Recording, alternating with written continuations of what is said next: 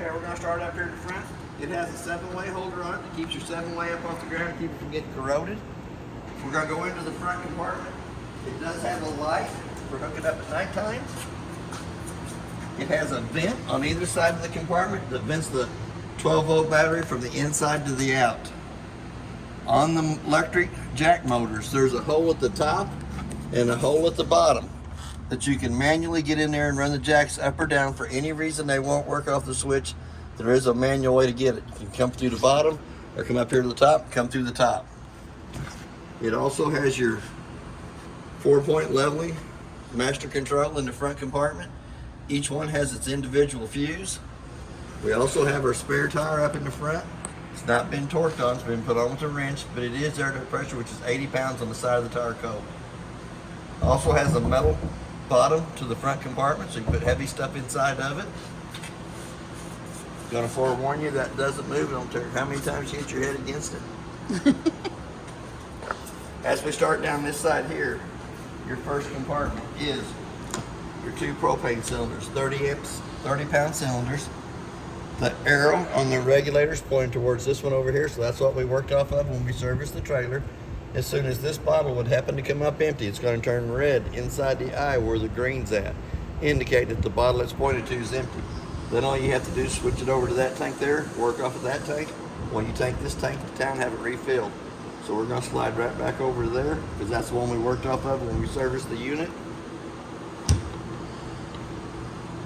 We're going to come into the next compartment on the off-door side. It is where your 4-point leveling's at from Lippert. It does tell you exactly how to use it, how to put it on the truck or take it off, either way you want it to go.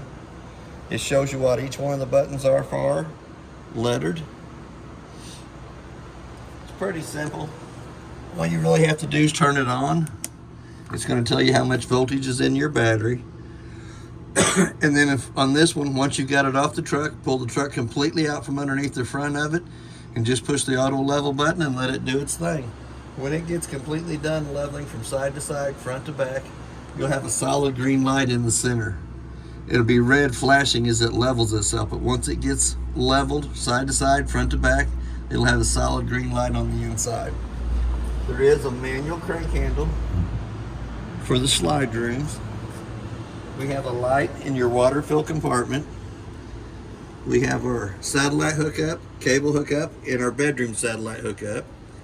We have a 1-valve setup for winterizing. It is in the normal position now, so that when you kick the pump on, it sucks from the fresh tank to all the faucets on the inside.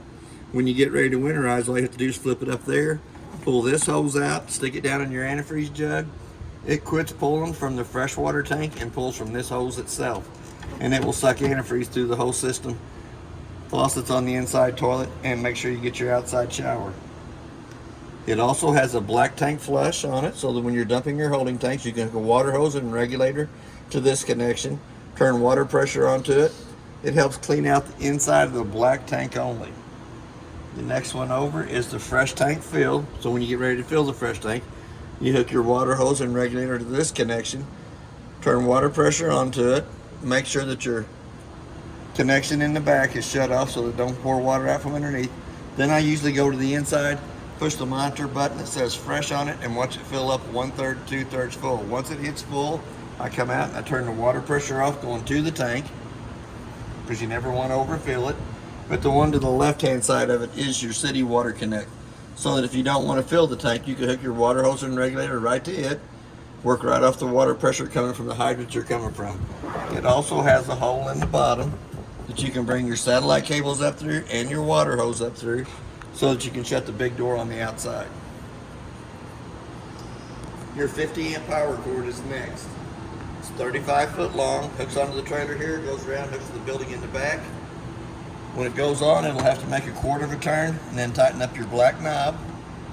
Should have 2 blue lights on the other end of the cord, indicating it has 110 power coming through it. Then on the outside of your water heater, it has an on and off switch on the outside. It is in the on position right now. 0's the off position.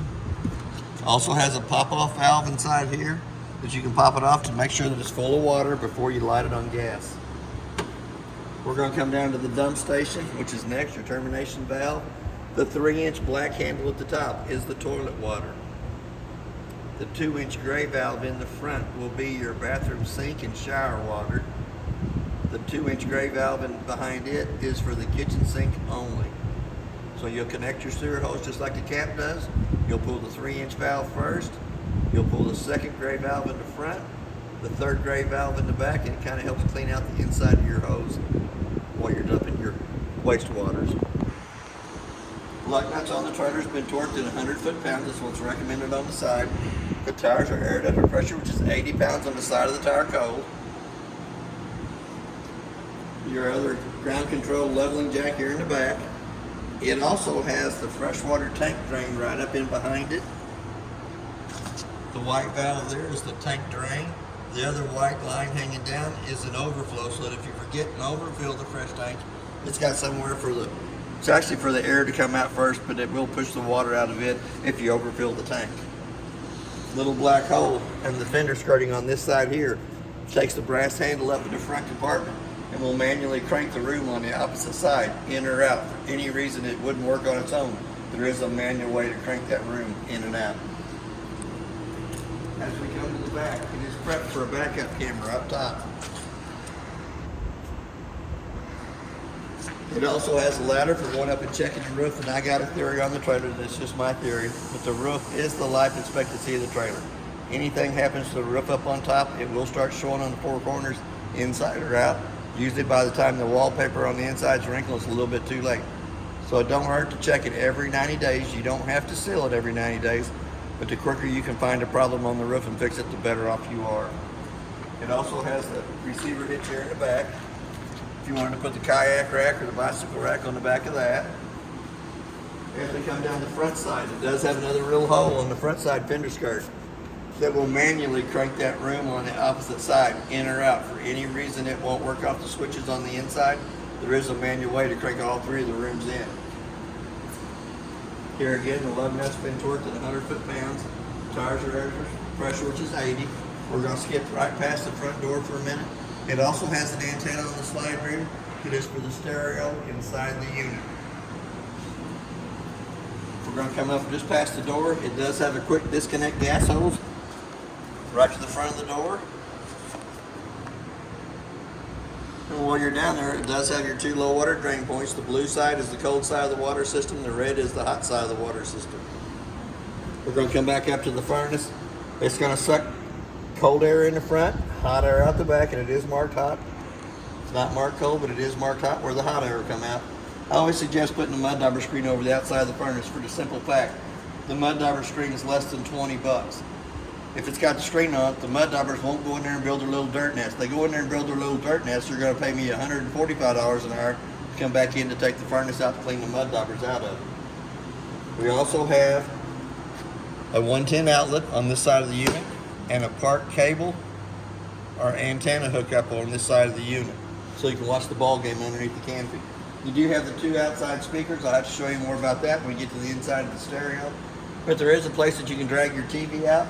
It slides right here on this mount here, plugs into your park cable or antenna hookup, and a 110 outlet to plug it into. It does have magnets on each one of the compartment doors to hold them into place. Got a little push button on the light in the center that turns that light on. The little black switch down in front below it turns the 2 LED lights on the front of the unit on.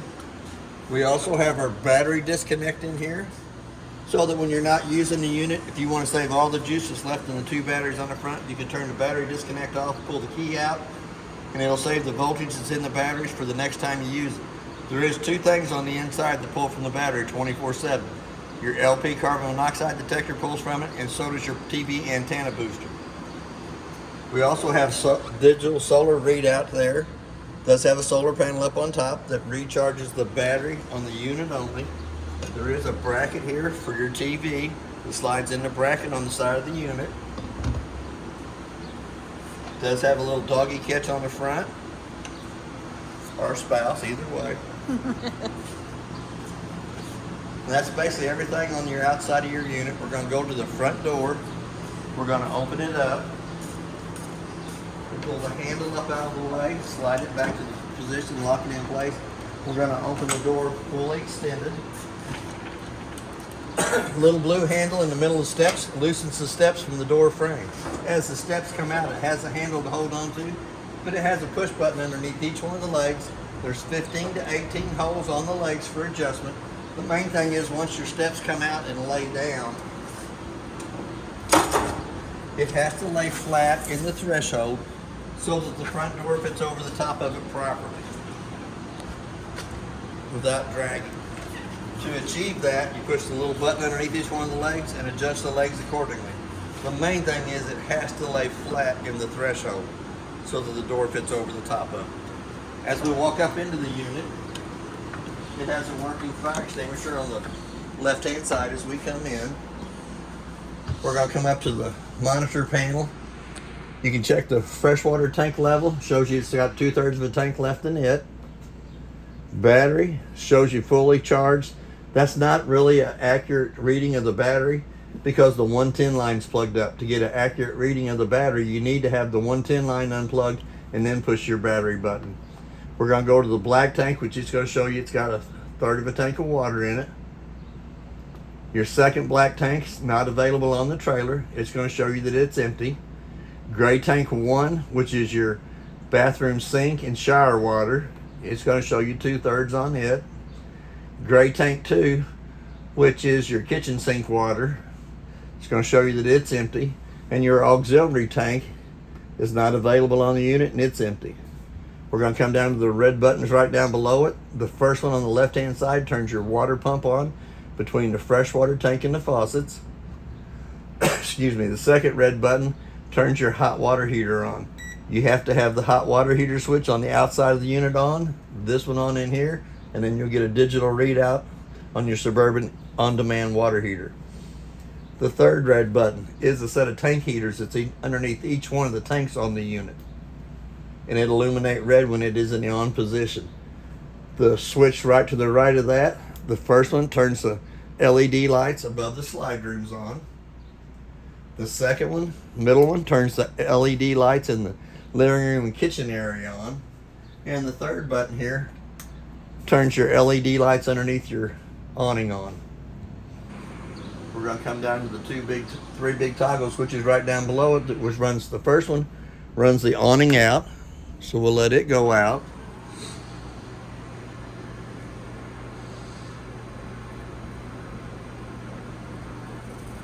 And the pushing the button is so much easier than having to get the awning one out and manually setting it out. Yes, I wholeheartedly agree. And as the skirting comes down towards the bottom, you let it run out to where it hangs straight up and down. Each one of the arms has a pinch point on it that you can pull down against the bottom arm, which will put the pitch of the rain coming off this corner here. If you look towards the front arm the same way up there, you can put the pitch of the rain going away from the front door if you wanted to run it that way. We're going to come back into the toggle switches right to the right of that. The first one runs the off door side slide room in and out. It's always good to make sure there's not a car or a tree on that side when you run it out.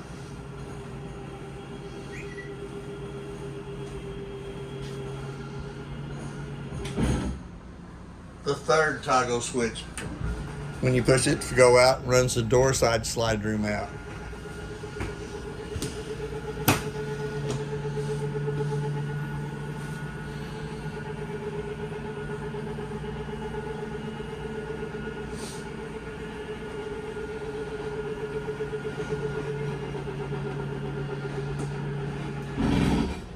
We're going to start down the left-hand side of the unit. It does have 3 remotes in the entertainment center. The little bitty one turns your fireplace on. You can change the temperature from high to low, and 00 is off. You can change the color of the rocks in the bottom. If you turn it to where the rocks are green, it will rotate between all the colors of the rocks. You also have a flame button just across from it that you can change the color of the flames. There's blue, there's yellow and blue. It also has a timer that'll go between 1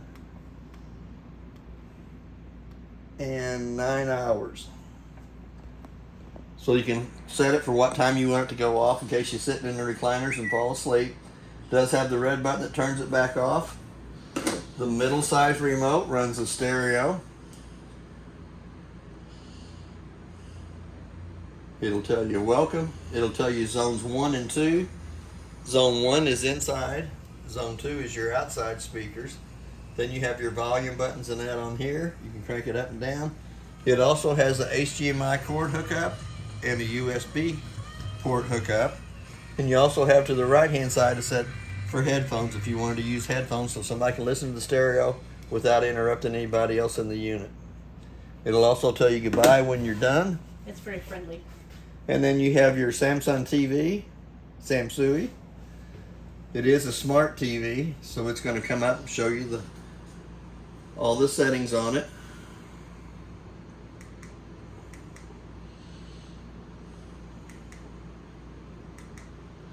Let's go down.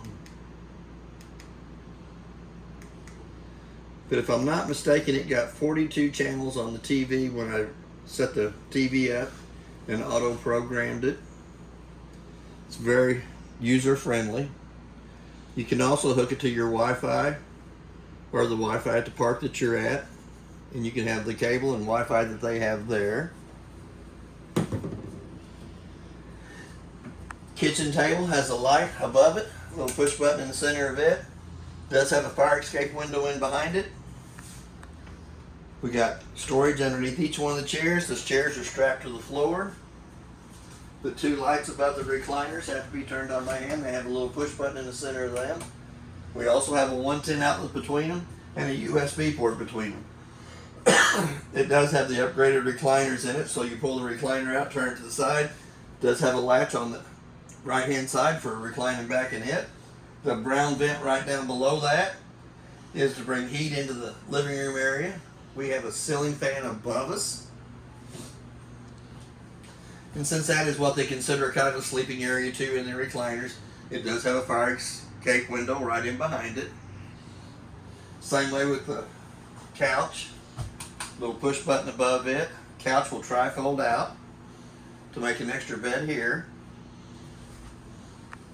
I was thinking, yep, it does have a 110 outlet on the back side of the kitchen sink that is GFCI protected by the outlet in the bathroom. Here again, we're going to open up the refrigerator door and shut it. It's going to tell you what the refrigerator is set at. 38 degrees in the top and -2 in the bottom. It is in the locked position down below here.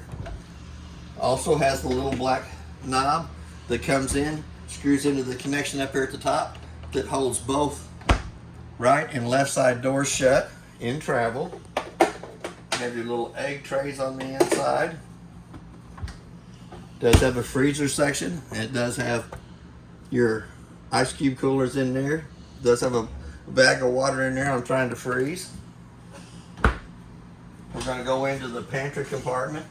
The pantry compartment has a 2-way light. You can leave it on 24/7 or you can turn it to where it's motion censored so that every time that you open the pantry door you can see what's inside on your 3 shelves and your 4 in behind. We go back to the kitchen sink area. It does have a pretty good size storage underneath the kitchen sink. Put a good size trash can in there. We're going to come back up to the faucet one more time. Has a red side and a blue side. All the way down is the hot side of the water system, and when you pull back against it, it will have water coming out of it. Does have a sink strainer inside there. Does have your dishes strainer up to the top. Pretty good sized pantry above the microwave. Pretty good sized cabinet off to the side. Does have a scan me code on the right hand side that you can scan, and it'll probably go through the whole trailer with you. A little better English, a little better explained than I'm doing. We're going to come back to the microwave. Microwave does have a clock button. Let's say it's 4:30. We're going to hit 4:30. Hit that clock button again till the 2 center eyes is flashing. The only reason I set the time on the microwave is if I leave the unit and come back to it, it doesn't have the proper time. That tells me that it's lost 110 power coming to it while I've been gone. Usually here it's because one of the service techs has pulled the cord loose, plugged their trailer in, realized what they done, unplugged their trailer and plugged mine back in. Here again, you have a light for the stovetop and a fan. Does have a glass stovetop that needs to be folded up 2 times up out of the way. It's not a glass inducted stop. Button on the very far right hand side illuminates the valves. When you turn it to the light position, they'll be turned red. Using the striker on the left hand side to light all 3 burners up on top. And it will also light the oven. Sometimes it takes the oven a little longer to get it to light. Get the pilot lid on it, let it run for just about a minute, which heats the thermocoupler right above it up. Once the thermocoupler comes up to temperature, then you can crank it up and it'll light your oven. There's no more pulling out the long match or long lighter and worried about getting burned trying to light it. Anytime they have gas coming through the valve, it will illuminate red, indicating that it has gas coming through it. Pretty good sized drawer right down below it for pots and pans. We're going to go right back up to the top. Before you lay the glass stove top back down over the griddle, make sure you can touch it. It's cold to the touch of the hand before you lay the tempered glass back over the top of it. Can't put your pans on top, light the stove and cook. Think they're going to heat up because it has to heat the glass up first and we'll shatter the glass. We have a 110 outlet to the right side of the stove and a USB port. Then we also have our fancy little fan. We're going to turn it on. We're going to hit the up button so that it raises up above us.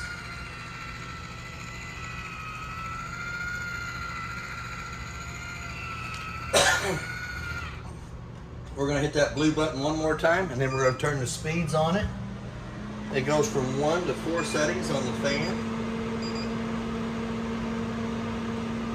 Then when you get ready to run it down, you just hit the downstroke on it. Automatically it'll come down.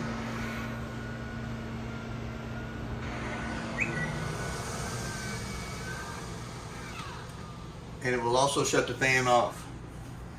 In the top drawer on this side over here, one of the most important pieces of paper in the unit is the Forest River Appliance Information Sheet.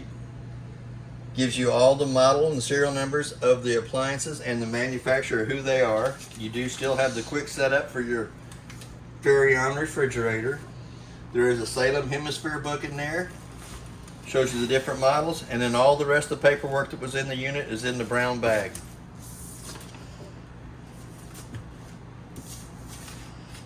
The light above this table here has to be turned on by hand. It has a little push button in the center of it. Pretty good sized drawer down below it. Are you out there, Patty? And then as we come down, it also has a LP carbon monoxide detector that gives you that annoying little sound. And then you have your breaker box to the right hand side of that. Your breakers are marked from the left to the right exactly what they are. Your car fuses on the left hand side from the top to the bottom. The first 4 or 5 spots is empty, but it tells you exactly what those fuses are. Anytime one of those fuses blows, it'll have a red light on the right hand side of it that you can also see through the tinted mirror on the front of it. We got another brown vent on the side of the kitchen cabinet. We got one right here by the steps that brings heat into the unit. The round vents in the ceiling bring the AC in through the unit. The flip switch right above your control panel turns your ceiling fan on and your 110 light on it. We're going to go to the thermostats. You might have to get a little. When we turn them on, automatically it gives you your fan speed, which is low and high. We're going to go to cool, cool low, cool auto, and cool high. Dial your temperature down for what you want it set to. The top thermostat controls the living room air conditioner and furnace. The bottom thermostat controls the bedroom air conditioner only. When you're running your water through your faucets on your Suburban on-demand water heater, it'll show you a little sprinkler on the left-hand side. It'll show you a little flame on the right-hand side and a little fan in the center, showing you there's water circulating through the hot water heater. We're going to open up the bathroom door. We're gonna come on into the master bathroom. Does have a light switch on the wall that turns the light above us on. It also has your GFCI outlet that controls all your 110 outlets in the trailer, inside and out. We still have another fan suite here at the top. We need to make sure that this is in the open position. Get the fan on to pull the moisture out of the bathroom area. Has a fan off button.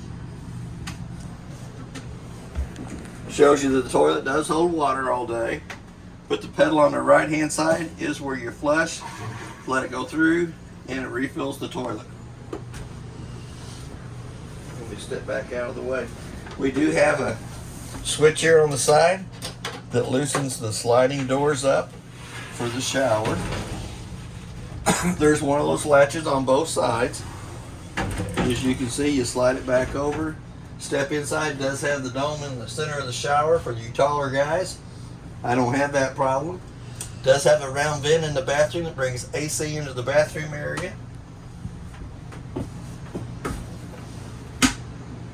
Not seeing one on the floor to bring heat into the bathroom area.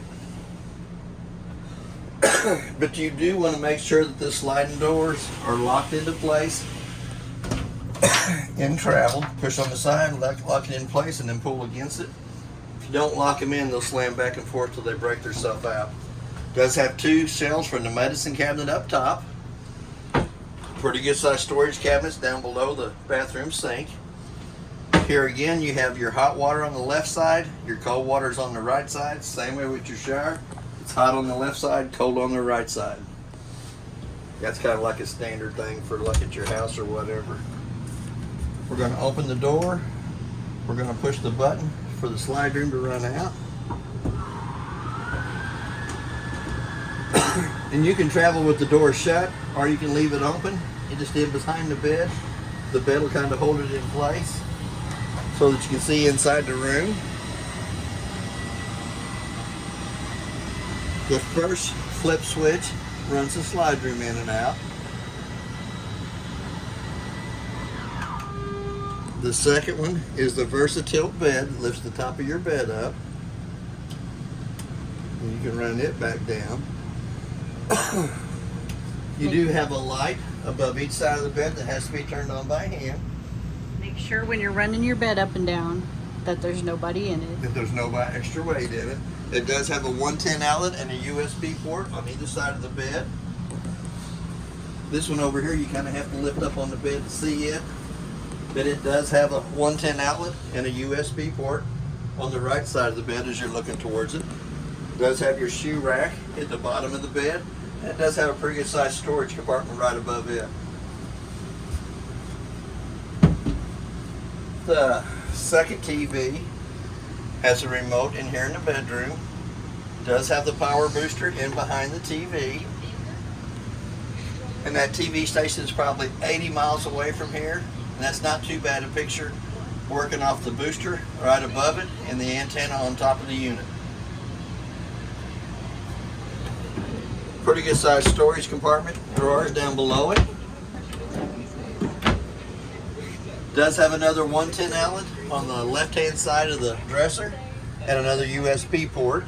There's a place to sit down to put your shoes on in the morning. The lights in the master closet have to be turned on by hand. There's another one there on the wall. It has two 110 outlets inside the unit for your washer dryer. It is also prepped for your King Wi-Fi extender. Does have the red side for the hot side of the washer, the cold for the cold side of the washer. The black tube in between it is for the drain for it draining out. Does have another pretty good sized shoe rack in the center in here.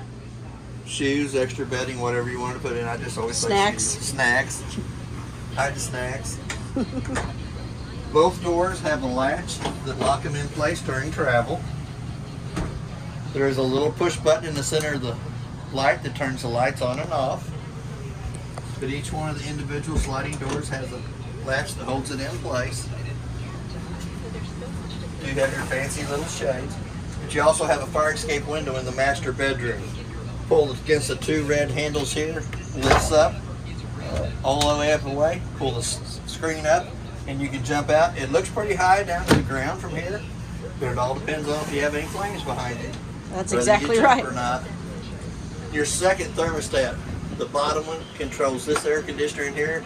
Does have the quick cool down to let all the cold air come into the master bedroom.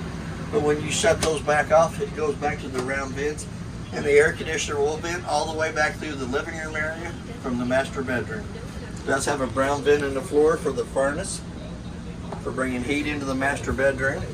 It has the super secret snack storage. Snack storage, jewelry compartment. Green light indicates that your booster's on. It is hooked to the park cable or antenna hookup. The one in the very front is for your satellite hookup. There's one in behind the living room and TVs the same way. It don't have the little blue or black button on it that turns the green light on, but it is hooked to the park cable or antenna button right now. If you want it over on satellite, you have to switch the cable to the next connection. But that's basically everything on your unit. If you have any questions, I'll try to answer them the best that I can. And thank you for your time.